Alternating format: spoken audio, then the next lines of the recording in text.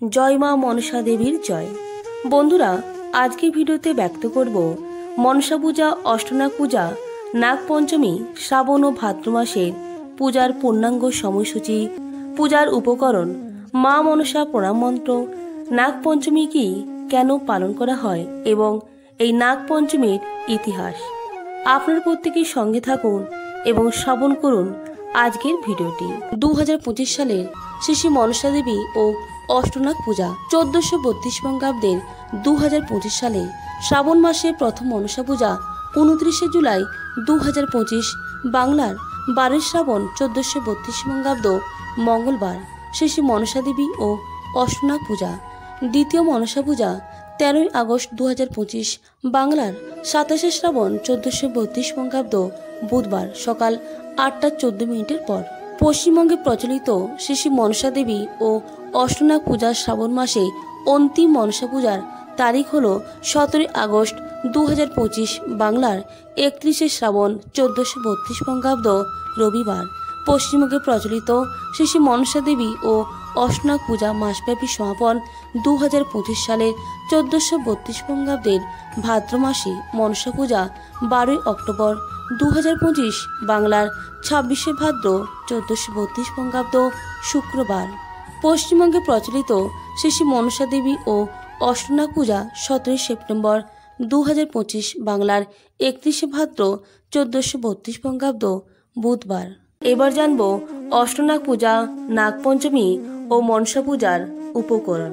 সিন্দুর, ঘট, মনসা গাছ বা তাহার ডাল, পূজার শাড়ি একটি, মধুপর্কের বাটি একটি, মধু, ঘৃত অর্থাৎ ঘি, দধি অর্থাৎ দই, তিল, হরিতকি, পুষ্প অর্থাৎ ফুল, দূর্বা, তুলসী, বিল্লপত্র অর্থাৎ বেলপাতা, ধূপ, দীপ, বড় নৈবেদ্য একটি, অষ্টনাগের নৈবেদ্য 8টি, কুচা নৈবেদ্য একটি, ফল মূলাদি দক্ষিণা। ওং অস্তিকস্য মুনির মাতা ভগিনী বাসুকীস্তথা জরৎকার ও মুনিক পত্নী মনসা দেবী নমস্তুতে। সবশেষে জানব নাগপঞ্চমী কি, কেন পালন করা হয় এবং নাগপঞ্চমীর ইতিহাস। নাগপঞ্চমী শ্রাবণ মাসের কৃষ্ণ পঞ্চমী অর্থাৎ পূর্ণিমার পরে যে কৃষ্ণপক্ষ তার পঞ্চম দিন। নাগপঞ্চমীতে মনসা পূজার রেওয়াজ আছে গোটা ভারতে। অনন্তনাগ, বাসুকীনাগ, শঙ্খনাগ, পদ্মনাগ এমন সব কত কত নামের সর্প দেবদেবীর পূজা করা হয় এদিন। ঘরের মূল প্রবেশপথের দুপাশে মনসা ডাল বা শীষ ভেঙে এনে রাখা হয়। এটি কাঁটাযুক্ত অর্থাৎ ক্যাকটাস জাতীয় গাছ। গরুর পুরাণ থেকে জানা যায় ব্রহ্মার পুত্র কাশ্যপ মুনির তৃতীয় স্ত্রী রুদ্র ছিলেন নাগ বংশের কন্যা। তিনি নাগকুলের জননী। অন্যদিকে কাশ্যপ মুনির অন্য এক স্ত্রী জন্ম নেন গরুরের। এই কারণে রুদ্র অত্যন্ত বিরূপ ছিলেন তার প্রতি। ছোটবেলা থেকে মায়ের প্রতি দ্বিচারিতা দেখে গরুর প্রতিজ্ঞা করে নাগকুলকে ধ্বংস করবে। প্রায় সমস্ত বিদ্বান এই ব্যাপারে একমত যে নাগ ভারতের অত্যন্ত প্রতাপী জাতি। আধুনিক নাগ এই নাগ প্রজাতিরই বংশজ। পুরাতত্ত্ববিদের মতে নাগবংশী নাগলোক সমুদ্রতল অথবা গোড়া থেকেই উষ্ণ কটিবন্ধীয় পর্বতমালায় থাকতেন। তারা খুব পরিশ্রমী এবং জ্ঞানী ছিলেন। মহাভারতেও এই নাগেদের উল্লেখ আছে। কথিত আছে নাগকন্যা খুব সুন্দরী হতেন। তৃতীয় পাণ্ডব অর্জুনের স্ত্রী উলুপি ছিলেন এমনই এক নাগকন্যা।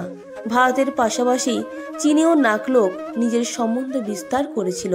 ভারতের মতো সেখানেও তাদের পূজা হয়। মহাভারতে জানা যায় কুরুবংশীয় রাজা পরীক্ষিত তক্ষক নাগের আঘাতে মারা গেলে তার পুত্র জন্মেঞ্জয় প্রতিজ্ঞা করেন পৃথিবী থেকে নাগ বংশকে ধ্বংস করবেন। তিনি এক যজ্ঞ শুরু করেন যেখানে হাজার হাজার সাপ যজ্ঞের আগুনে এসে পড়তে থাকে। জরৎকার ও মুনির পুত্র আস্তিকের হস্তক্ষেপে এই যজ্ঞ বন্ধ হয়। যে দিনটিতে সর্পযজ্ঞ বন্ধ হয় সেই দিনটা ছিল শ্রাবণ মাসের শুক্ল পঞ্চমী। পারিবারিক উন্নতি ও কুশলের জন্য এই পূজাকে অত্যন্ত জরুরি বলে মনে করেন লক্ষ লক্ষ ভারতবাসী।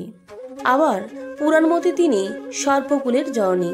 অষ্টনাগ তাকে সবসময় বেষ্টন করে থাকে।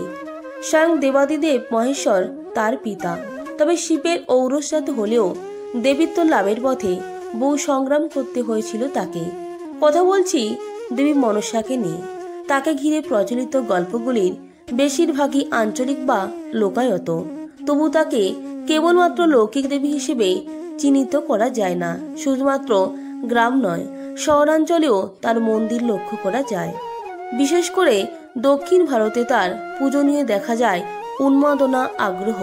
শ্রাবণ মাসের শুক্লপক্ষের পঞ্চমী তিথি নাগ পঞ্চমী হিসেবে আখ্যায়িত। এই দিনই দেশ জুড়ে সাড়ম্বরে পালন করা হয় এই নাগ পুজো। শুধুমাত্র দেবী মনসা নয়, এই দিন পূজা করা হয় বিভিন্ন নাগ নাগিনীদেরও।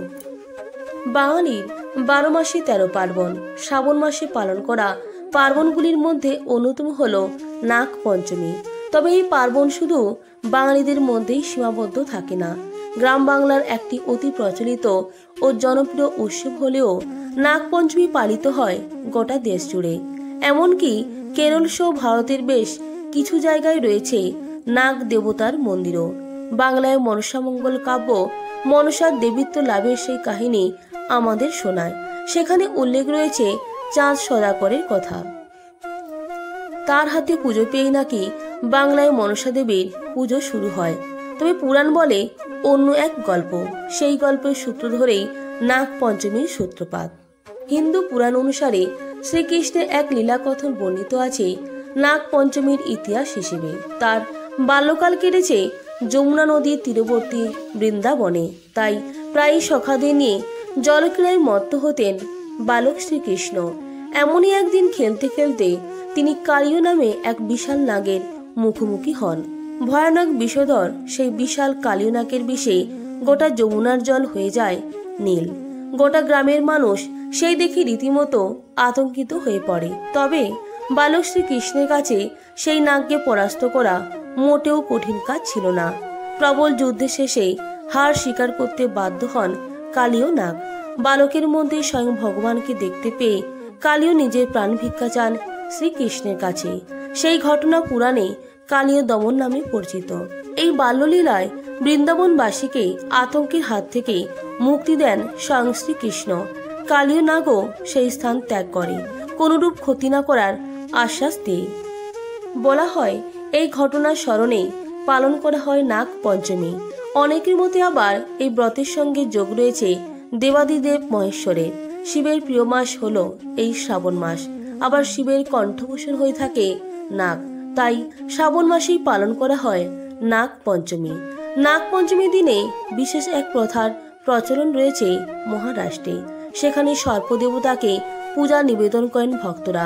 তবে এই পূজার বিশেষত্ব হলো মূর্তি নয়, জীবন্ত সাপকেই পূজা করা হয়। অন্যদিকে কেরলের নাগ দেবতার মন্দিরে দলে দলে ভক্তরা আসেন পুজো দিতে। প্রত্যেকেরই প্রার্থনা পরিবারে কারো যেন সর্পদংশনে মৃত্যু না হয়। আমাদের রাজ্যে অর্থাৎ বাংলাতে এই মনসা পূজার সঙ্গে বৃক্ষ পুজোর রীতি মিলেমিশে গিয়েছে। একটি বিশেষ গাছকেই এখানে দেবী মনসা হিসেবে পূজা করা হয়। আবার কোথাও মূর্তি পূজার চলও রয়েছে। অনেকে আবার মনে করেন নাগ পঞ্চমীর দিন নাগ পুজো করলে সন্তুষ্ট থাকেন স্বয়ং শিব। তাই সব মিলিয়ে পরিবারের মঙ্গল কামনার কথা ভেবে নাগ পঞ্চমীর পুজো সাড়ম্বরে পালন করেন দেশবাসীরা। বন্ধুরা, আবার এই শ্রাবণ মাস ভগবান শিব ও নাগ দেবতার পুজোর জন্য অত্যন্ত শুভ এবং সব থেকে উত্তম ধরা হয়। নাগ পঞ্চমীর দিন নাগ দেবতাকে দুধ অর্পণ করা হয় এবং বিধি মেনে নিষ্ঠা ভরে তারপর তার পূজা করা হয়। শাস্ত্রমতে নাগ পঞ্চমীর দিনে নাগ দেবতার পুজো করলে যাদের রাশিতে সর্পদোষ রয়েছে তারা সেই দোষ থেকে মুক্তি পায়। শুধু তাই নয়, বলা হয় যে নাগ পঞ্চমীর দিন যে ব্যক্তি নাগ দেবতার পুজো করবে তার কখনো সাপের কামড়ে মৃত্যু হবে না। একই সঙ্গে জীবনের একাধিক সমস্যার হাত থেকে রেহাই মেলে।